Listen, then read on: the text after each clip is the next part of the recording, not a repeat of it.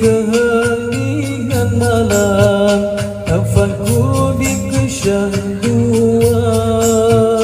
melindungi janjimu Tuhan, panduan di perjuangan.